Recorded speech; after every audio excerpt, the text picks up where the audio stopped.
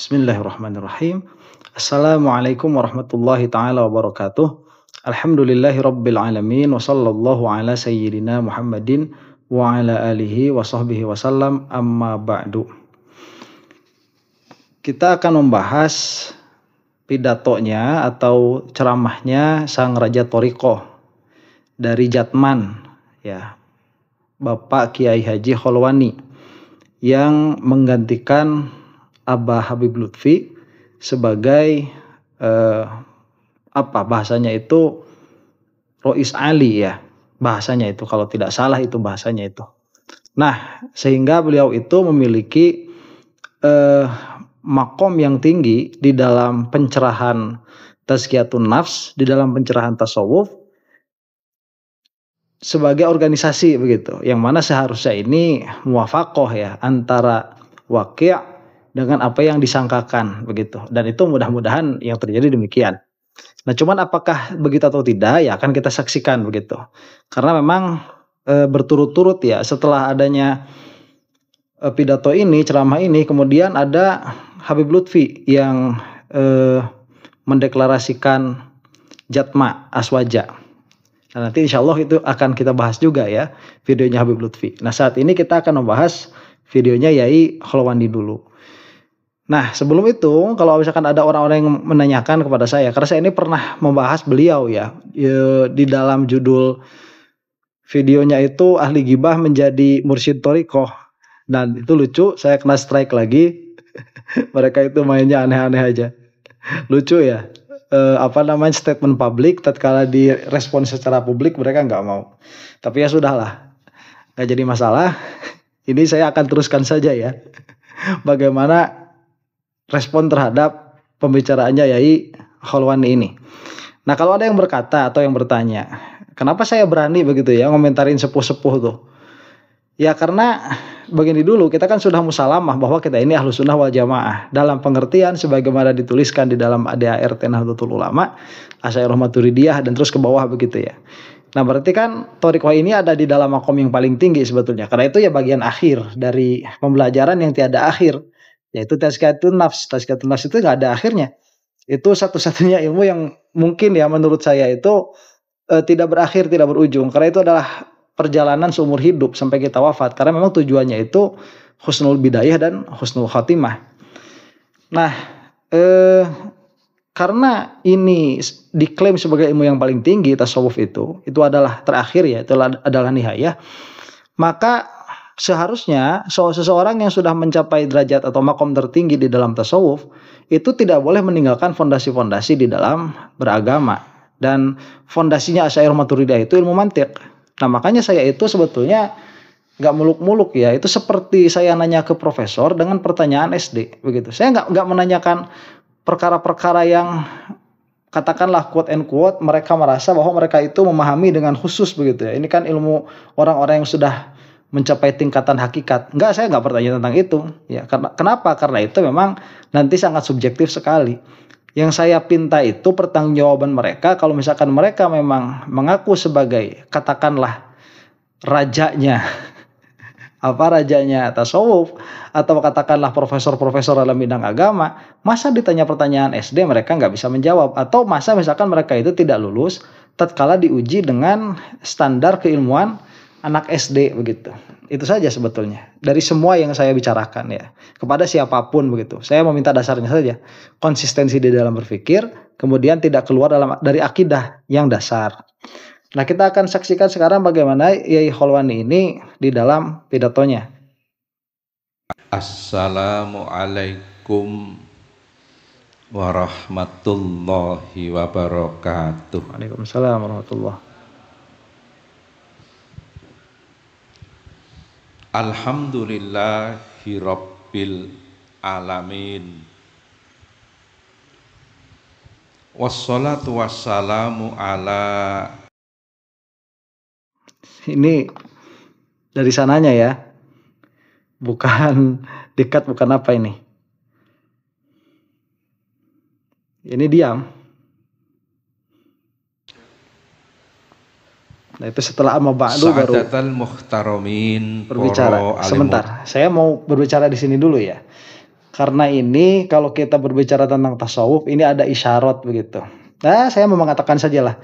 Tadinya saya menimbang-nimbang nih, apakah yang saya rasakan ini mau saya katakan atau tidak. Tapi ya ternyata harus saya katakan. Jadi begini, Yai Kholwani di dalam video ini, sholawat kepada Nabi Muhammad Shallallahu Alaihi Wasallam itu ditakdirkan oleh Allah tidak terdengar, ya. Oh, itu kan masalah teknis. Iya, masalah teknisnya kok pas banget begitu. Assalatu wassalamu ala mati begitu langsung. Kemudian setelah amma ba'du baru keluar lagi. Jadi di dalam kitab Risalah Al-Qusyairiyah ya, ada suatu perbincangan di situ mengenai seorang sufi yang mana beliau itu tatkala mau berangkat sholat Jumat, sendalnya terputus. Nah, itu kebetulan kan seorang ahli thariqah tuh berjalan, di belakangnya ada muridnya. Pas mau ke Jumatan sendalnya terputus. Nah, pas terputus kata muridnya, "Guru, biar saya betulkan dulu." Gurunya itu langsung sedih begitu ya. Kemudian kita ke pinggir aja katanya. Ke pinggir. Mau betulkan sendalnya. Nah, kemudian ditanya, "Kenapa guru kok mukanya sedih begitu?" Gurunya mengatakan bahwa ini karena saya merasa ini adalah teguran dari Allah Subhanahu wa taala. "Kamu tahu nggak kenapa sendal saya ini sampai putus begitu?" Kata muridnya, "Nggak tahu guru, kenapa?" "Karena saya tadi sebelum berangkat Jumatan tidak mandi sunnah dulu. Jadi tidak mandi Jumat dulu gitu. Bukan mandi wajib ya, mandi sunnah. Nah, sehingga tatkala saya tidak menjaga apa-apa yang matlub dari saya, maka Allah pun tidak menjaga tali sendal saya begitu." Nah, kemudian sang murid mengatakan, "Guru, di sana ada pemandian. Gimana kalau guru mandi dulu?" Ya udah, kita mandi dulu gitu. Ya akhirnya sang guru mandi sunnah dulu tuh, mandi Jumat. Nah, bagi orang yang hatinya itu lembut, bisa membaca isyarat begitu ya, bisa membaca apa-apa yang sekiranya menjadi teguran dari Allah Subhanahu wa taala, mereka itu pasti akan seperti itu, karena ada salah satu fondasi atau salah satu prinsip yang dipegang oleh setiap sufi, yaitu tidak adanya ridho anin nafsi. Ya, karena ridho anin nafsi, ridho terhadap diri sendiri dalam pengertian merasa selalu benar, itu adalah penyakit begitu ya, penyakit. Ini perasaan loh, bukan ilmu. Kalau ilmu ya jelas itu patokannya, ada benar ada salah. Nah, yang menarik dari apa yang dibicarakan Yai Kholwani ini seharusnya begitu ya, seharusnya ini menjadi isyarat bahwa beliau itu mau tidak mau, dan ini waqiahnya, ini kejadiannya, sholawatnya itu tidak diperdengarkan. Siapa yang tidak memperdengarkannya? Bukan teknisi ini, yang tidak memperdengarkannya fil haqiqah Allah Subhanahu wa taala. Ini bukan cocokologi ya. Kalau kemarin pernah kan ada imad itu dia ada salah satu ulama yang wafat di atas panggung setelah wanti-wanti jangan sampai ikut-ikutan terbawa fitnahnya orang-orang yang membatalkan nasab. Dan itu langsung wafat kan, langsung meninggal. Di framingnya sama Mukimad apa di framingnya? Di framingnya itu ini gara-gara kualat begitu. Kualat karena apa? Melindungi Ba'alwi dan lain sebagainya. Nah, coba ini perkataan Yai Kholwani ini sudah agak lama ya. Sudah beberapa hari atau bahkan 1 minggu lebih. Pidato ini, ceramah ini. Ini nggak ada dari Ba'alwi yang menggoreng, nggak ada. Karena kita itu tidak secocokologi itu begitu. Cuman ya saya melihat ini harus disampaikan bahwa ada takdir dari Allah Subhanahu wa taala, dan ini tidak boleh dibantah. Kalau sudah mengatakan takdir sudah selesai. Ini ada takdir dari Allah Subhanahu wa taala. Sholawatnya Yai Kholwani tidak diperdengarkan. Dan ini bukan dari video ini saja. Nanti coba bisa dilihat di dalam videonya NU Online. Itu sama di NU Online itu langsung dipotong tuh bagian ini, bagian yang beliau ada technical problem di dalam sound system tatkala membaca sholawat. Ya entah ada apa, kenapa kok dipotong begitu ya. Kalau di sini tidak dipotong, ini raw. Ini begini adanya begitu. Nah, ini mungkin ya yang ya saya nggak tahu, karena ini bagian warid yang seharusnya yang seharusnya bisa dibaca oleh yang bersangkutan, bukan diberitahukan oleh kita. Ya cuman karena zamannya sudah seperti ini, kita itu perlu untuk memberikan informasi yang berimbang karena mereka sudah banyak sekali fitnah kepada Bani Ba'alwi. Jadi saya harus mengatakan begitu. Ini ada apa? Ya silahkan ditilai sendiri. Faktanya sholawatnya Yai Kholwani tidak diperdengarkan oleh Allah Subhanahu Wa Taala. Itu faktanya. Ya, udah nggak bisa dibantah lagi itu. Kita teruskan nih. Lama Milo Diponegoro bermadhab Syafi'i, ahlu sunnah wal jamaah, trawehe 20 rekangat, subuhane nganggo kunut. Sebentar, ini videonya sudah saya tonton secara full, kemudian saya lihat perkara-perkara yang penting. Ini tidak akan mendistorsi apa yang disampaikan begitu ya. Nah, dalam hal ini Yai Kholwani itu menjelaskan bahwa Pangeran Diponegoro itu sebetulnya ahlu sunnah wal jamaah begitulah. Kalau dikatakan NU kan nggak bisa ya, NU-nya belum ada tuh. Jadi ini akan membicarakan Pangeran Diponegoro. Jumatane adane loro, salate nggo usoli, bar salat Syafi'iyah lah begitu. Sadurunge salat puji-pujian, yen poso, yen ruwahan sadranan nggih mboten Guru. Niki ahlu sunnah wal jamaah. Cara saiki jenengane Nahdlatul Ulama, maka jangan tinggalkan Nahdlatul Ulama.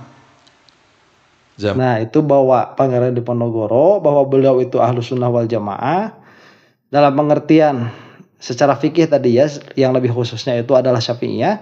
Dan itu kalau sekarang itu NU, maka jangan tinggalkan NU. Nah, ini sudah loncat ya. NU itu akhassu, lebih khusus daripada ahlu sunnah wal jamaah.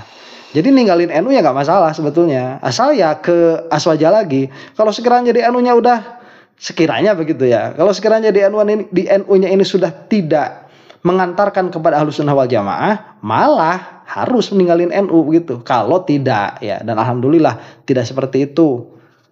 Secara kultural itu ya. Kalau kita kan di NU itu kultural sama struktural itu kan beda ya, jomplang jauh sekali bedanya itu. Dari mulai kesejahteraan itu sudah berbeda, dari ilmu sudah berbeda dan lain sebagainya.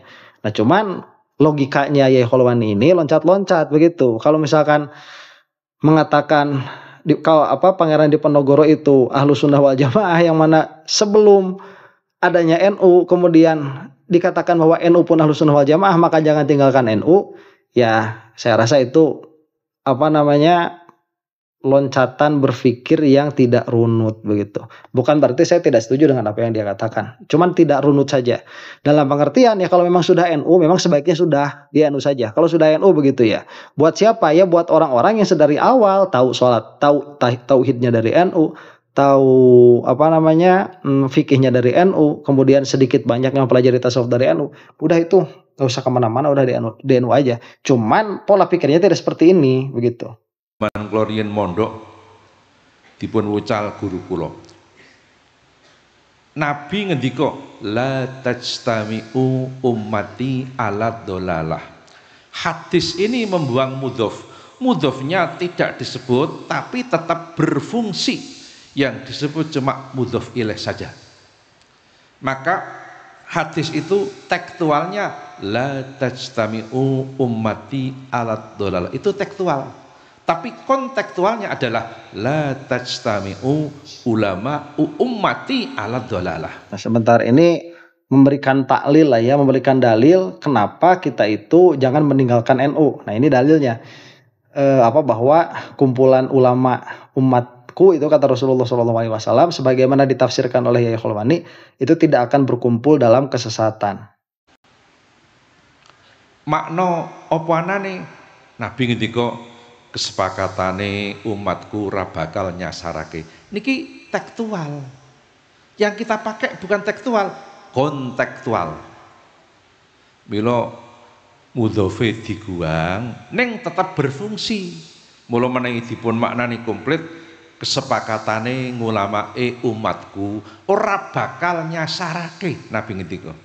Maka yang dijamin benarnya adalah kesepakatan ulamanya umat Islam. Kalau kesepakatan umat Islam masih mungkin menyesatkan. Yang dijamin benarnya adalah kesepakatan ulamanya umat Islam. Apa itu? Nahdlatul Ulama. Bentar, ini loncat Maka lagi. yang harus kita Sebentar ya, ini loncat logikanya.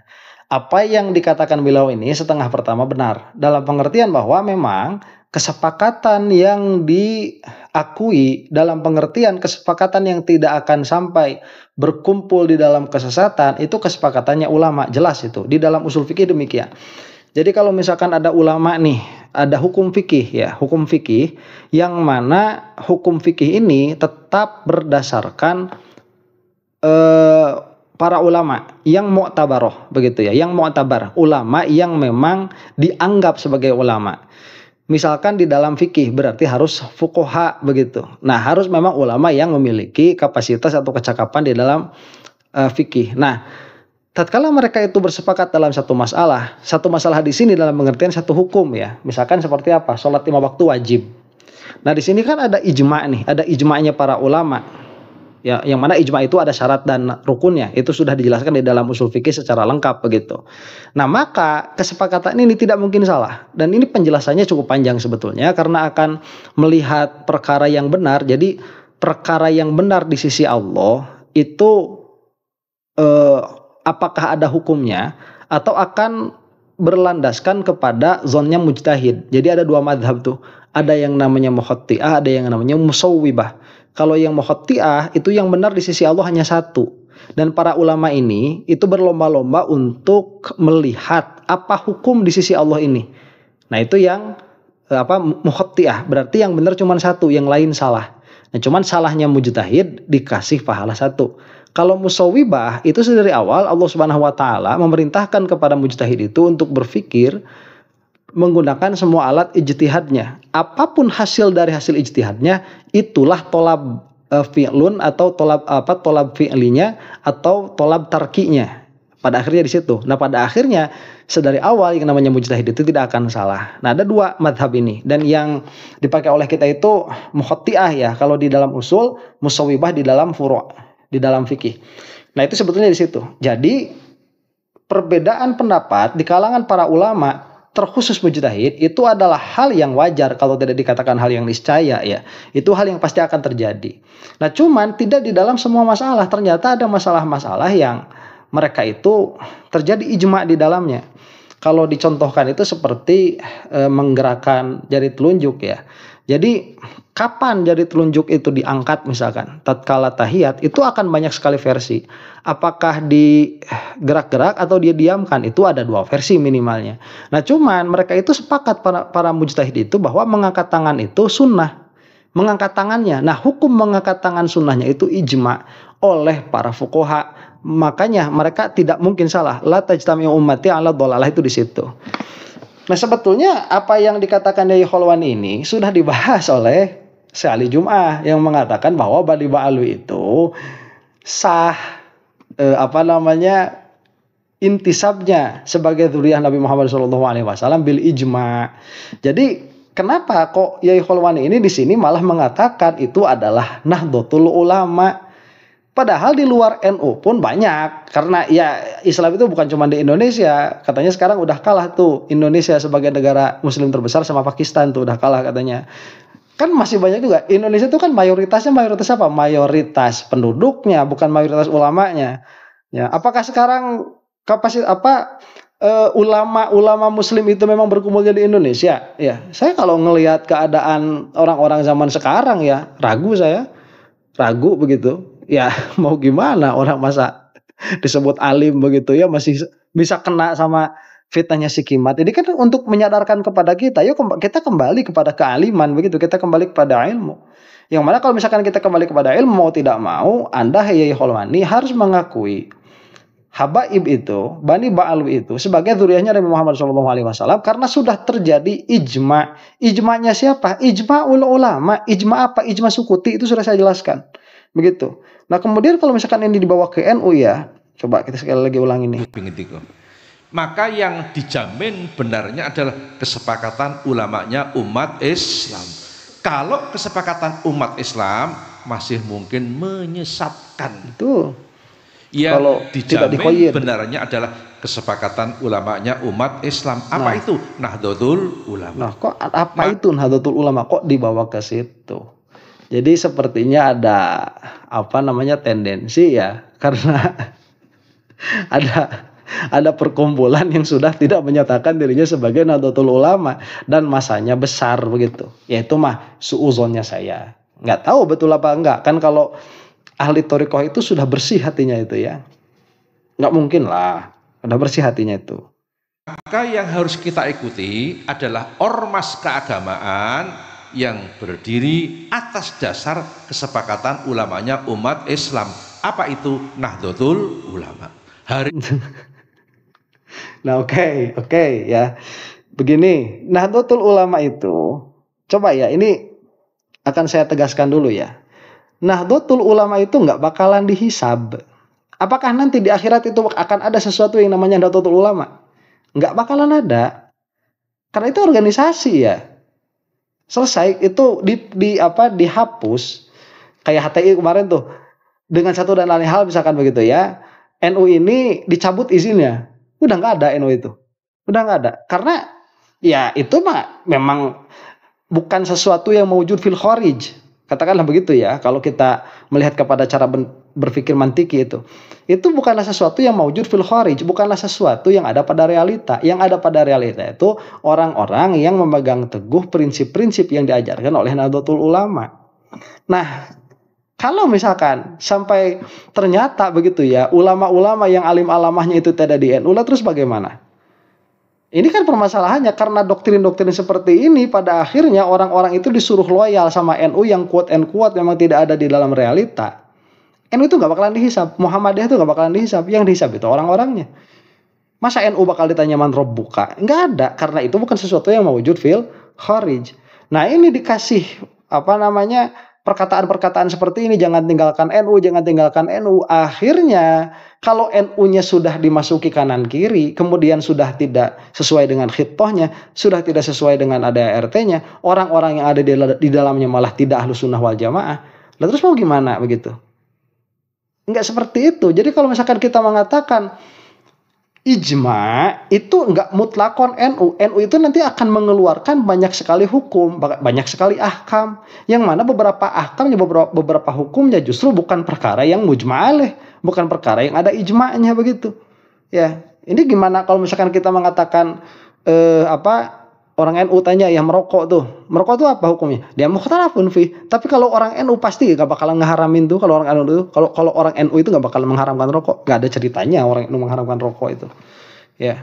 Jadi ijma itu tidak pada suatu organisasi, yang mana organisasi ini nanti akan memiliki banyak sekali pandangan. Katakanlah sebagai pandangan resmi dari sebuah organisasi begitu. Nggak bisa seperti itu. Ini case per case, hukum per hukum. Jadi jangan menutup orang begitu ya, dalam pengertian begini, jangan menutup orang tatkala dia itu merasa Yai Kholwani tidak cocok dengan Anda, kemudian tatkala mereka itu misalkan mengikuti Habib Lutfi dalam case tertentu, di dalam thariqah misalkan, itu seolah-olah keluar dari NU. Lah Anda itu nggak berlaku seperti itu kok sama Pak WILS begitu. Ya, kan aneh kan itu. Nah ini yang saya herankan dari Mbah Yai Kholwani ya, dengan segala hormat ya, cuman ya harus dikatakan lah minimalnya sebagai penyeimbang atau sebagai alternate bahasanya ya, sudut pandang alternatif lah begitu. Karena ya kita itu harus saling mengingatkan, kalau semua orang memuji Anda begitu ya celaka juga ya. Anggaplah saya ini sebagai penyeimbang tatkala seseorang itu banyak yang memuji begitu. Ya demikianlah. Pada akhirnya semua pandangan akan diserahkan kepada yang menonton, dan hanya Allah yang memberi taufik. Mudah-mudahan kita semua dikeluarkan dari fitnah ini dalam keadaan selamat dan wafat dalam keadaan husnul khatimah. Wallahu taala a'lam bissawab.